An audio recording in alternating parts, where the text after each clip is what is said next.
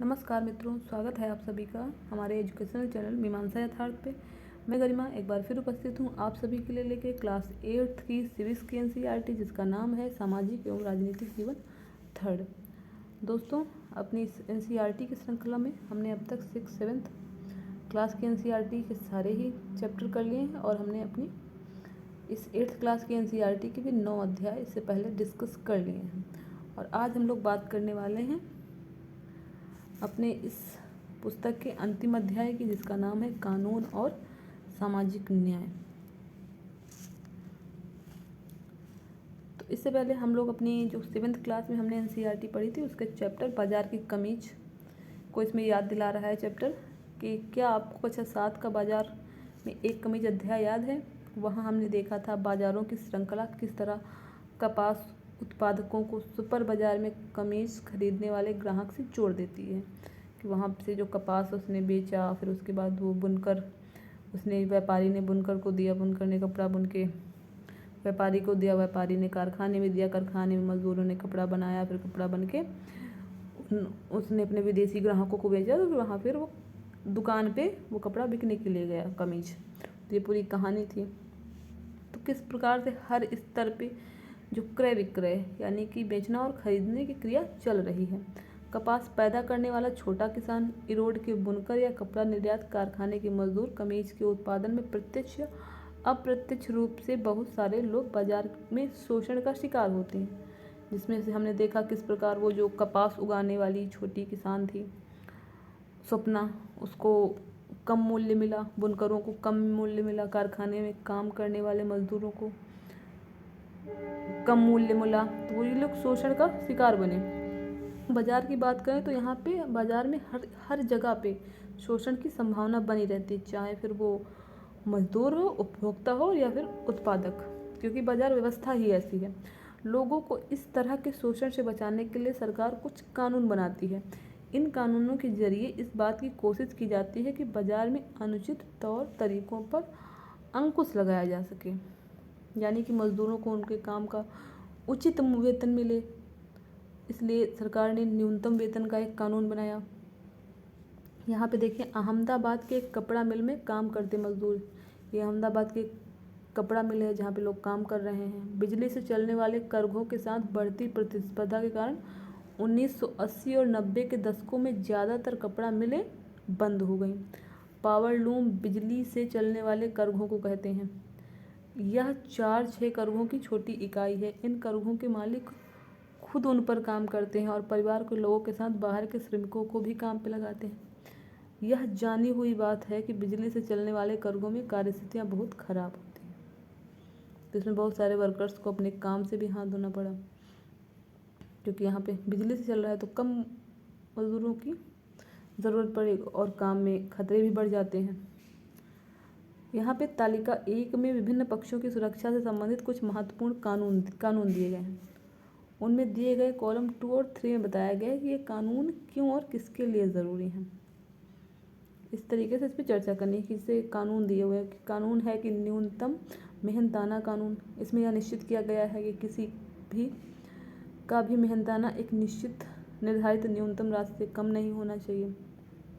तो इसकी ज़रूरत क्यों है, ये कानून किसके हित में है, तो मजदूरों के हित में है, और मजदूरों को उचित मेहनताना मिले इसके लिए ज़रूरी है। कार्यस्थल पर पर्याप्त सुरक्षा व्यवस्था का इंतजाम करने वाले कानून, उदाहरण के लिए चेतावनी, अलार्म, आपातकालीन द्वार आदि सही ढंग से काम कर रहे हों, तो ये भी वर्करों के लिए आवश्यक है, उनकी जान माल की सुरक्षा के लिए। चीज़ों की गुणवत्ता निर्धारित मानकों के अनुरूप होनी चाहिए, यह बताने वाले कानून, उदाहरण के लिए विद्युत उपकरण सुरक्षा मानकों के अनुरूप होने चाहिए। तो ये मजदूरों के जीवन से जुड़ी चीज़ें हैं, उनके जीवन के खतरों को कम करने के लिए इन चीज़ों पे ध्यान देना चाहिए। ज़रूरी चीज़ें जैसे चीनी, मिट्टी का तेल, अनाज आदि की कीमतों को नियंत्रण में रखने वाले कानून, जिससे कि सारे वर्ग के लोगों तक इसकी पहुंच हो सके, कोई भी व्यक्ति उससे वंचित न रह जाए उसकी कीमत ज़्यादा होने के कारण। ऐसे कानून जो फैक्ट्रियों को हवा या पानी हवा में प्रदूषण फैलाने से रोकते हैं। ऐसे कानून जो फैक्ट्रियों को हवा या पानी में प्रदूषण को फैलाने से रोकते हैं, तो ये भी लोगों के स्वास्थ्य से जुड़ा हुआ मुद्दा है, उसके लिए ज़रूरी है। कार्यस्थल पर बाल मजदूरी को रोकने वाले कानून। तो ये जो चाइल्ड लेबर हैं, जो 14 साल से कम उम्र के बच्चे हैं, उनको मजदूरी ना करने और शिक्षा देने के लिए है।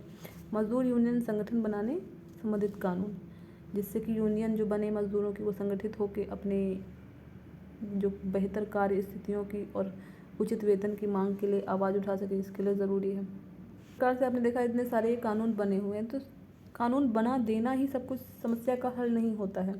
सरकार को ये सुनिश्चित करना होगा कि जो कानून है ये लागू भी हो पाए, इनका क्रियान्वयन भी हो पाए, क्योंकि ये कानून हर परिस्थिति में लागू नहीं हो पाते हैं। और जबकि मज़दूरों को भी पता होता है कैसे कानून हैं और जो मालिकों को भी पता है कैसे कानून हैं, लेकिन वो इसके खिलाफ फिर भी उनके साथ जो अन्याय होता है कार्यस्थल पे, उस पर आवाज़ नहीं उठा पाते हैं, क्योंकि रोज़गार की कमी है और उनके पास उनको काम चाहिए।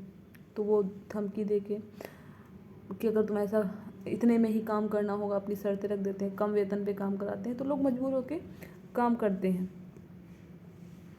तो इसीलिए किसी भी कानून को उचित क्रियान्वयन सरकार को ये सुनिश्चित करना होगा कि उनका उचित रूप से पालन हो, क्रियान्वयन हो, और जो भी अगर कहीं भी कार्यस्थल पे शोषण हो रहा है मजदूरों का, तो उसके लिए दंड भी मिले। यहाँ पे देखिए बच्चे को काम करते हुए दिखाया गया है। यहाँ पे बच्चे हैं जो ढाबे में काम कर रहे हैं। सन 2011 की जनगणना के मुताबिक भारत में 5 से 14 साल की उम्र के 40 लाख से ज़्यादा बच्चे विभिन्न व्यवसायों में नौकरी करते हैं। उनमें से बहुत सारे बच्चे जो हैं वो खतरनाक व्यवसायों में लगे हुए हैं। 2016 में संसद ने बाल श्रम प्रतिषेध एवं विनियमन अधिनियम 1986 में संशोधन किया कि 14 वर्ष से जो कम आयु के बच्चे हैं वो सभी व्यवसायों में, तथा जो किशोर हैं 14 से 18 वर्ष के, वो जोखिमकारी व्यवसायों और प्रक्रियाओं में नियोजन करने पर प्रतिषेध है। यानी कि जो 14 से 18 वर्ष के किशोर हैं वो काम कर सकते हैं, लेकिन जोखिम वाली स्थितियों में नहीं, और जो 14 साल तक के बच्चे हैं वो उनको बाल मजदूरी नहीं करनी है। तो लेकिन अभी भी आप कहीं भी देखेंगे, किसी होटल में, चाय की दुकान में, ढाबों में छोटे बच्चे काम करते नज़र आ जाते हैं। तो उनकी वो अपनी मजबूरियाँ होती हैं, समस्याएं होती हैं, जो अपने आजीविका के लिए वो ऐसा करते हैं। तो कानून है, उनको उनका क्रियान्वयन भी उतना ही ज़रूरी है जितना कानून को बनाना। बच्चों या किशोरों के नियोजन को अब एक संज्ञेय अपराध बना दिया गया है।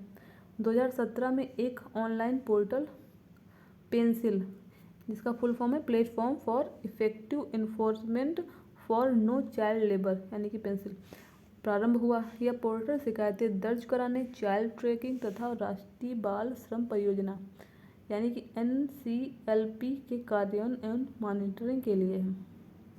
तो ये जो पेंसिल वाली पोर्टल चालू किया सरकार ने, तो इसमें चाइल्ड लेबर से संबंधित कोई भी समस्या है उसको वहाँ पे दर्ज कर सकते हैं।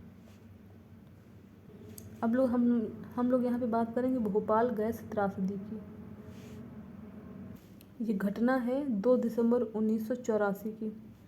24 साल पहले भोपाल में दुनिया की सबसे भीषण औद्योगिक त्रासदी हुई। भोपाल में यूनियन कार्बाइड नामक अमेरिकी कंपनी का कारखाना था, जिसमें कीटनाशक बनाए जाते थे। कीटनाशक बनाए जाने का कारखाना था। 2 दिसंबर 1984 को रात 2 बजे यूनियन कार्बाइड के इसी संयंत्र में मिथाइल आइसोसाइनाइड यानी कि मिक गैस रिसने लगी, या बेहद जहरीली गैस होती है।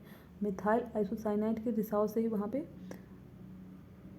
बहुत सारे लोग मारे गए। इस दुर्घटना की चपेट में आने वाली अजीजा सुल्तान ये कह रही हैं, तकरीबन 12:30 बजे मुझे अपने बच्चे की तेज़ खांसी की आवाज़ सुनाई दी। कमरे में हल्की सी रोशनी थी। मैंने देखा कि पूरा कमरा सफ़ेद धुएं से भरा हुआ था। मुझे लोगों की चीखने की आवाज़ें सुनाई दी। सब कह रहे थे भागो भागो। इसके बाद मुझे भी खांसी आने लगी। लगता था जैसे आग में सांस ले रही हूँ। आंखें बुरी तरह जलने लगी। तो वो उस गैस का प्रभाव था। 3 दिन के भीतर 8000 से ज़्यादा लोग मौत के मुंह में चले गए। लाखों लोग गंभीर रूप से प्रभावित हुए। मतलब बहुत सारे लोग तो मर गए, और जो नहीं मरे उनके अंदर बहुत सारी शारीरिक विकृतियाँ आ गईं। जहरीली गैस के संपर्क में आने से ज़्यादातर लोग जो संपर्क में आए वो गरीब कामकाजी परिवारों के लोग थे। उनमें से लगभग 50,000 लोग आज भी इतने बीमार हैं कि कोई काम नहीं कर सकते। जो लोग इस गैस के असर में आने के बावजूद जिंदा रह गए, उनमें बहुत तरीके से गंभीर श्वास विकार, आँख की बीमारियाँ और अन्य समस्याओं से वो पीड़ित हैं। और बच्चों में भी अजीबोगरीब विकृतियाँ पैदा हो गई।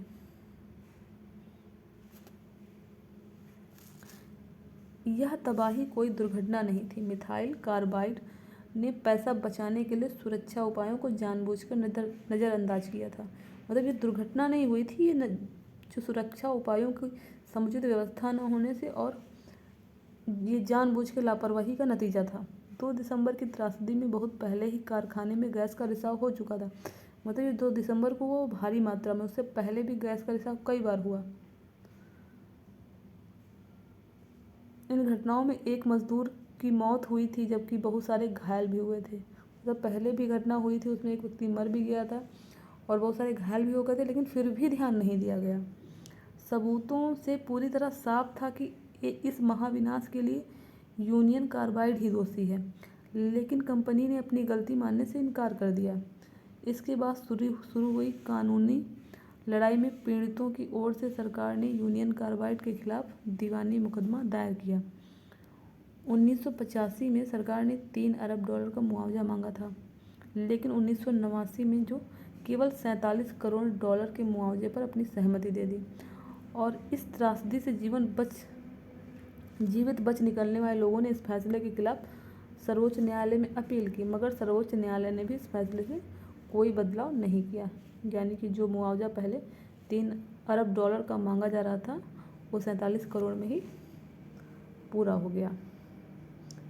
यूनियन कार्बाइड ने कारखाना तो बंद कर दिया, लेकिन भारी मात्रा में विषैले रसायन वहीं छोड़ दिए। देखिए, आप देख सकते हैं यहाँ पे पड़े हुए। ये रसायन रिस कर ज़मीन के अंदर जा रहे हैं, जिससे वहाँ का पानी दूषित हो रहा है। अब यह संयंत्र डाउ केमिकल नामक कंपनी के कब्जे में है, जो इसकी साफ सफाई का जिम्मा उठाने को भी तैयार नहीं है। इंसाफ की लड़ाई अभी भी जारी है। 24 साल बाद भी लोग न्याय के लिए संघर्ष कर रहे हैं। वो पीने के साफ पानी, स्वास्थ्य सुविधा और यूनियन कार्बाइड के जहर से ग्रस्त लोगों के लिए नौकरियों की मांग कर रहे हैं। उन्होंने यूनियन कार्बाइड के चेयरमैन एंडरसन को सजा दिलाने के लिए भी आंदोलन चलाया। तो आपने देखा कि किस तरीके से जो सुरक्षा व्यवस्था की अनदेखी करी गई, जो पहले से घटनाएं हो चुकी थी उनको भी नहीं देखा गया, तो जिस कारण ये इतनी बड़ी घटना हुई जिससे लाखों लोग प्रभावित हुए, और अभी भी उसके कारण लोग उससे प्रभावित हो रहे हैं और अनेक विकृतियों के शिकार हो रहे हैं। एक मज़दूर की कीमत क्या होती है?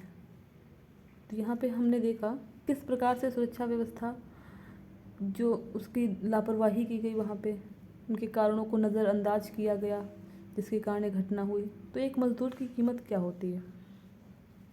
कोई कीमत नहीं है उसके जीवन की, तभी इतनी लापरवाही हुई। अगर हम लोग यूनियन कार्बाइड जो घटना हुई उसके कारणों के बारे में बात करें, तो हम सबसे पहले हमें ये जानना होगा कि आखिर यूनियन कार्बाइड ने भारत में ही अपना कारखाना क्यों खोला, और या फिर बात करें कोई भी विदेशी कंपनी भारत में अपना कारखाना क्यों खोलना चाहेगी। तो हमारे देश में मजदूर बेरोजगारी अपने चरम पे है और लोगों को आजीविका के लिए कोई ना कोई काम चाहिए, गरीबी भी अपने चरम पे है। तो यहाँ पे एक तो सस्ता श्रम मिल जाता है, जो श्रमिक हैं वो कम कीमत पे उपलब्ध हो जाते हैं, जो कि विकसित राष्ट्रों में ऐसा नहीं हो पाता है। वहाँ पे मज़दूरों को वेतन उचित देना पड़ता है, और यहाँ पे जो लागत भी कम आती है और उनको मुनाफा भी ज़्यादा होता है। और यहाँ पे ज़्यादा देर तक काम करने वाले मज़दूर मिल जाते हैं, यानी कि वो 12 घंटे 18 घंटे तक भी काम कर सकते हैं। और इन मज़दूरों को कोई अन्य सुविधा, इन लोगों को सिर्फ मजदूरी देनी पड़ती है, उसके अलावा रहना, खाना पीना आदि सुविधाएं देने की भी ज़रूरत नहीं है, वो भी नहीं देते हैं। और श्रमिक भी मिल जाते हैं, जितना काम कराना चाहो उतना कर सकते हैं। और थोड़े से पैसों के लिए ये लोग किन्हीं भी परिस्थितियों में, विषम परिस्थितियों में, विपरीत परिस्थितियों में, या हम कहें दुर्गम परिस्थितियों में भी काम करने के लिए तैयार हो जाते हैं। यानी जिसमें वो लोग अपने जीवन को भी दांव पे लगा देते हैं, क्योंकि उनका जीवन वैसे ही दांव पे लगा होता है, क्योंकि अगर उनके पास पैसे नहीं होंगे तो भूख से मर जाएंगे। इसीलिए वो किसी भी परिस्थिति में कार्य करने के लिए तैयार हो जाते हैं कि भूखे मरने से अच्छा है कि खतरा उठा के कुछ पैसे कमा लिए जाएं, अगर बच गए तो अपने बच्चों को खिला पिला पाएंगे। इसलिए वो हर स्थिति में काम करने के लिए तैयार हो जाते हैं। तो उसी का फ़ायदा उठाती हैं विदेशी कंपनियाँ। जैसा कि कार्बाइड ने भी किया, उसने भी सुरक्षा व्यवस्थाओं को एकदम दरकिनार कर दिया, उसको ध्यान ही नहीं रखा। अगर हम इसी यूनियन कार्बाइड कंपनी की बात करें तो उसकी जो पश्चिम वर्जीनिया यानी कि अमेरिका या अमेरिकी कंपनी थी, वहाँ पे जो इसका कारखाना था और जो भारत भोपाल में जो इसका कारखाना था, उसमें बहुत सारे अंतर थे। तो वो चीज़ें भी इसके लिए जिम्मेदार हैं। जैसे कि वहाँ पे जो कारखाना है उसमें सुरक्षा चेतावनी देने के लिए व्यवस्था पूरी कंप्यूटरीकृत है, जो चेतावनी देने के लिए अलार्म लगे हुए हैं। लेकिन यहाँ पे जो भोपाल में था, ये सिर्फ मज़दूरों के अनुमान पे, कि मज़दूर उसका अनुमान लगाते थे कि हाँ यहाँ पे रिसाव हो रहा है या नहीं हो रहा है, उस पर ही आधारित था। उसके लिए कोई चेतावनी की व्यवस्था नहीं थी।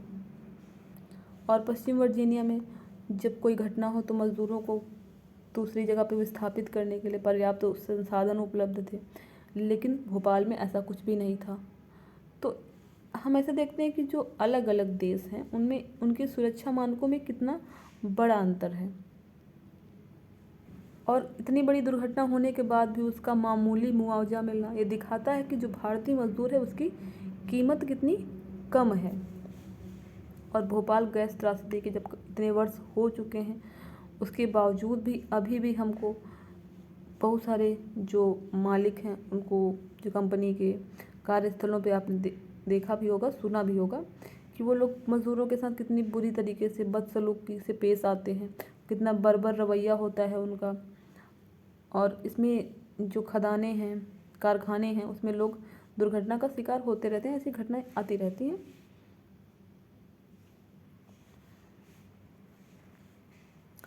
अब बात करें हम सुरक्षा कानूनों के क्रियान्वयन की, तो हमने देखा कितने सारे कानून बने हुए हैं, लेकिन समस्या कहाँ है, उनके क्रियान्वयन की ही है। क्योंकि कोई भी कानून, जितना ज़रूरी कानून का होना है उतना ही ज़रूरी उसका क्रियान्वयन का भी है।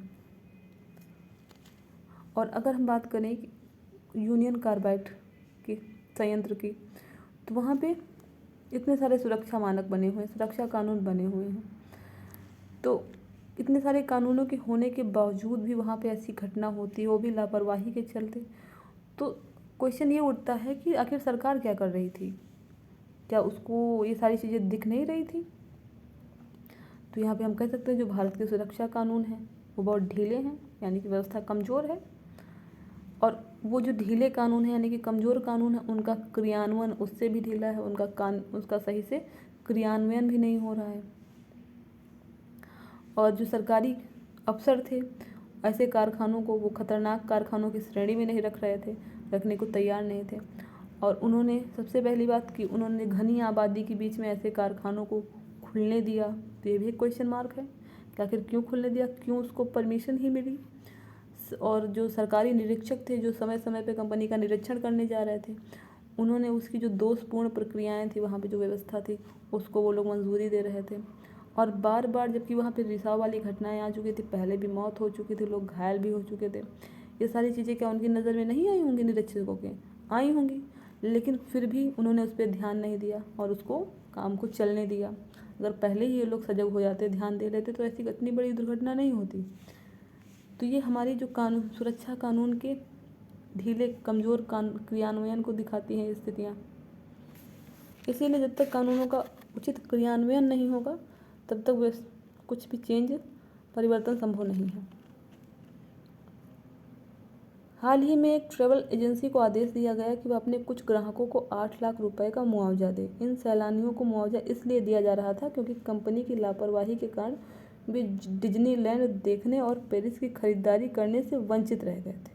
मतलब ट्रैवल एजेंसी सिर्फ वो डिज्नीलैंड नहीं देख पाए और पेरिस में ख़रीदारी नहीं कर पाए, इसलिए उन्होंने उस पर मुआवजा देने के लिए ट्रैवल एजेंसी को 8 लाख का मुआवजा देने के लिए कहा। और तो फिर भोपाल गैस त्रासदी के पीड़ितों को ज़िंदगी भर की पीड़ा और नुकसान के बदले इतना कम मुआवजा क्यों मिला? ये एक बिग क्वेश्चन मार्क है कि जो यूरोपियन कंट्री हैं, जो विकसित राष्ट्र हैं, उनमें ऐसी व्यवस्था और हमारे जैसे विकासशील देश में ऐसी व्यवस्था, इतना बड़ा अंतर क्यों? अब बात करते हैं पर्यावरण रक्षा के लिए कानून अब 1984 में जब ये घटना हुई यूनियन कार्बाइड वाली, तब जो सुरक्षा कानून थे वो कम थे, और वो भी जो थे उनका सही से क्रियान्वयन नहीं हो पा रहा था। तो उस समय लोगों के लिए पर्यावरण एकदम मुफ्त जैसी चीज़ थी कि जिसका भी मन है अपना पानी में और हवा में अपने उद्योग का धुआं और दूषित जल छोड़ सकता है, उसको प्रदूषित कर सकता है। इन चीज़ों पे इतना ध्यान नहीं दिया जा रहा था। और जब भोपाल गैस त्रासदी वाली घटना हुई तो इसने पर्यावरण की समस्या को एकदम सामने ला दिया, इस पे लोगों को विचार करना पड़ा। तब सुप्रीम कोर्ट ने आदेश दिया कि जो जीवन का अधिकार आर्टिकल 21 है, इसमें हमारी शुद्ध हवा और पानी भी शामिल है, जिसमें उसने ऐसे कारखानों को शहर की आबादी से दूर रखने का फैसला सुनाया। और शुद्ध वातावरण पे सबका हक है, यानी कि आगे आने वाली पीढ़ी को भी हम शुद्ध वातावरण दें। हम अपने औद्योगिक विकास के लिए अपने पर्यावरण को प्रदूषित नहीं कर सकते, इस बात पे भी जोर दिया। और जो भी व्यक्ति हमारे पर्यावरण को, नदियों को दूषित करेगा उसको दोषी माना। अब हम बात करें जन सुविधा के रूप में पर्यावरण की, तो हाल ही के वर्षों में न्यायालयों ने पर्यावरण से जुड़े मुद्दों पर कड़े आदेश दिए हैं। ऐसे कई आदेशों से लोगों की रोजी रोटी पे भी बुरा असर पड़ा है। जैसे कुछ यहाँ पे जो आदेश दिए गए हैं वो हम देख लेते हैं। अदालत ने आदेश दिया कि दिल्ली के रिहायशी इलाकों में काम करने वाले उद्योगों को बंद कर दिया जाए, उन्हें शहर के बाहर दूसरे इलाकों में भेज दिया जाए। इससे इनमें से कई कारखाने आसपास के वातावरण को प्रदूषित कर रहे थे, ये भी एक तथ्य है। लेकिन इस कारखाने की गंदगी यमुना नदी को प्रदूषित कर रही थी और आसपास का वातावरण प्रदूषित कर रहा था, क्योंकि इन कारखानों के नियमों के हिसाब से नहीं चलाया जा रहा था। अब अदालत ने उस पर कार्रवाई की तो उससे समस्या हल हो गई। आसपास जो बस्ती का इलाका था वो शुद्ध हो गया, यमुना नदी में जो गंदा पानी जा रहा था वो समस्या सुधर गई। लेकिन एक नई समस्या पैदा हो गई। अगर ये कारखाने बंद हो गए तो इससे एक नई समस्या पैदा हो गई। वो समस्या क्या थी कि जो उसमें जो काम कर रहे थे, बहुत सारे मजदूर काम कर रहे थे, उनका रोजगार खत्म हो गया और इन सबको दूर दराज के इलाकों में जाना पड़ा, और जहाँ पे इन कारखानों को दोबारा चालू किया गया था। अब प्रदूषण की समस्या उन इलाकों में हो गई, वहाँ भी तो ये लोग रह रहे थे जाके, अब वहाँ पे भी प्रदूषण फैलने लगा, ये इलाके प्रदूषित होने लगे। मजदूरों की सुरक्षा संबंधी स्थितियों का मुद्दा अभी भी वैसा का वैसा ही है। अब यहाँ पे भारत में पर्यावरणीय मुद्दों पर हुए ताज़ा अनुसंधानों से बात सामने आई है कि जो मध्यम वर्ग के लोग हैं वो पर्यावरण की चिंता तो करने लगे हैं कि हाँ पर्यावरण को स्वच्छ रखना चाहिए, इस बात पे ध्यान देने लगे हैं, लेकिन वे अक्सर गरीबों की पीड़ा को ध्यान में नहीं रखते। इसलिए उनमें से बहुतों को तो यह समझ में ही नहीं आता है कि शहर को सुंदर बनाने के वास्ते बस्तियों को हटाना चाहिए या प्रदूषण फैलाने वाली फैक्ट्रियों को शहर के बाहर ले जाना चाहिए। लेकिन यह समझ में नहीं आता कि इससे बहुत सारे लोगों की रोजी रोटी भी खतरे में पड़ जाएगी, क्योंकि बहुत सारे लोगों का परिवार ही उसी के भरोसे चल रहा है। तो उन लोगों के पास आजीविका का संकट उत्पन्न हो जाएगा। जहाँ एक तरफ स्वच्छ पर्यावरण के बारे में जागरूकता बढ़ रही है, वहीं दूसरी तरफ मजदूरों की सुरक्षा के बारे में लोग चिंता नहीं जता रहे हैं, जो कि उसके बारे में भी सोचना चाहिए। उनको भी आजीविका के विकल्प उपलब्ध कराए जाने चाहिए, क्योंकि वो लोग भी तो जो प्रदूषण से अपना जीवन खो रहे हैं वो अपनी रोजी रोटी के अभाव में भी तो जीवन खो सकते हैं। तो भी एक गंभीर मुद्दा है जिस पे विचार किया जाना चाहिए। अब चुनौती ऐसे समाधान ढूंढने की है जिसमें स्वच्छ वातावरण का लाभ सभी को मिल सके। इसका एक तरीका यह है कि हम कारखानों में ज़्यादा स्वच्छ तकनीकों और प्रक्रियाओं को अपनाने पर जोर दें। इसके लिए सरकार को भी चाहिए कि वह कारखानों को प्रोत्साहन और मदद करे। उन्हें प्रदूषण फैलाने वालों पर जुर्माना करना होगा। इस तरह मजदूरों के रोजगार भी बच जाएंगे और समुदायों व मजदूरों को सुरक्षित पर्यावरण का अधिकार भी मिल जाएगा। दोनों ही पहलुओं पर विचार करने की आवश्यकता है। कारखानों को चाहिए कि वो स्वच्छ तकनीकों का इस्तेमाल करें, और ये लोग क्योंकि काम करते हैं पैसे बचाने के लिए, इसीलिए ये लोग उसमें जो पहले से ही संसाधन उपलब्ध है, अगर कोई टेक्निक बदलेंगे उसकी तो उसके लिए पैसा लगेगा, वो खर्च करना नहीं चाहते हैं। इसीलिए ये लोग इतने जोखिम भरे और वही अपने तकनीक का इस्तेमाल करते रहते हैं। तो इसमें सरकार को भी सहयोग करने की आवश्यकता है। यहाँ पे गाड़ियों से उत्सर्जित धुआं पर्यावरणीय प्रदूषण का एक बड़ा स्रोत है, देखा है आप लोगों ने भी। 1998 के बाद सर्वोच्च न्यायालय ने अपने कई फैसलों में यह आदेश दिया कि दिल्ली में डीजल से चलने वाले सभी सार्वजनिक वाहन कंप्रेस्ड नेचुरल गैस यानी कि सीएनजी ईंधन का इस्तेमाल करें। इन प्रयासों से दिल्ली जैसे शहरों के वायु प्रदूषण में काफ़ी गिरावट आई है। यानी कि डीजल वाले वाहन बंद करके उनके यहाँ पर सीएनजी वाहन चलाए जाएँ। लेकिन centre for science and environment नई दिल्ली की एक ताज़ा रिपोर्ट ने कहा है कि हवा में विषैले पदार्थों का स्तर काफ़ी ऊंचा है। ये विषैले पदार्थ पेट्रोल की बजाय डीजल से चलने वाली बसों कारों के कारण पैदा हो रहे हैं। यानी कि अभी भी जो बसें कारें चल रही हैं उनसे समस्याएं पैदा हो रही हैं। अब यहाँ पे बंद कारखानों से के बाहर परेशान मजदूर को भी दिखाया गया है कि रोजगार छिन जाने के बाद बहुत सारे मजदूर छोटा मोटा व्यापार या दिहाड़ी मजदूरी करने लगते हैं। कुछ मजदूरों को पहले से भी छोटे कारखानों में काम मिलता है जहाँ के हालात पहले से भी ज़्यादा शोषण भरे होते हैं। अब क्योंकि वहाँ का रोजगार उनका छिन चुका है तो उनकी मजबूरी हो जाती है कि वह ऐसी स्थितियों में काम करें, और जहाँ कानून की स्थिति और भी ज़्यादा कमज़ोर होती है और जहाँ पे जो सुरक्षा मानक है उनका और भी पालन नहीं किया जाता है तो समस्याएं और गंभीर हो जाती हैं। विकसित देश अपने विषैले और खतरनाक उद्योगों को विकासशील देशों में ले जा रहे हैं। जो वहाँ पे प्रदूषण फैला रहे हैं उनको वो लोग क्या करते हैं, विकासशील देशों में ले जाते हैं, क्योंकि यहाँ पे कामगार सस्ते हैं और उनको उतने यहाँ के कानून भी उतने कड़े नहीं हैं, तो वो लोग लापरवाही करते हैं और सारे सुरक्षा मानकों का वो लोग पालन भी नहीं करते हैं और कम लागत में ज़्यादा मुनाफा कमा लेते हैं। इन देशों में कमज़ोर कानूनों का फ़ायदा उठा सकें जिससे देशों को साफ और अपने देशों को साफ सुथरा रख सकें, मतलब अपना व्यापार भी उनका चलता रहे और गंदगी भी दूसरे देश में हो, अपने देश में ना हो। दक्षिण एशियाई देश खास तौर से भारत, बांग्लादेश और पाकिस्तान कीटनाशक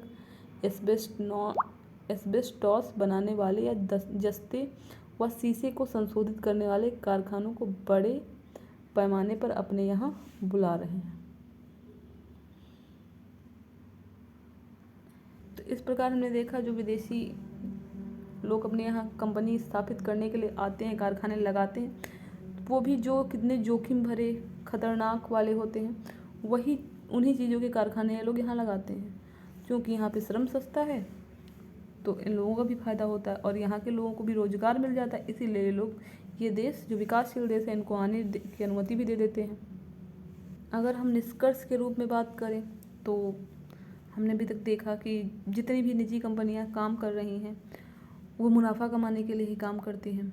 तो मुनाफा कमाने के लिए लोग गलत तरीक़ों का भी इस्तेमाल करते हैं जिसमें ये लोग सारे सुरक्षा मानकों का पालन नहीं करते, सारी जो सुरक्षित तकनीक है उनका इस्तेमाल नहीं करते और बच्चों को भी काम में लगा लेते हैं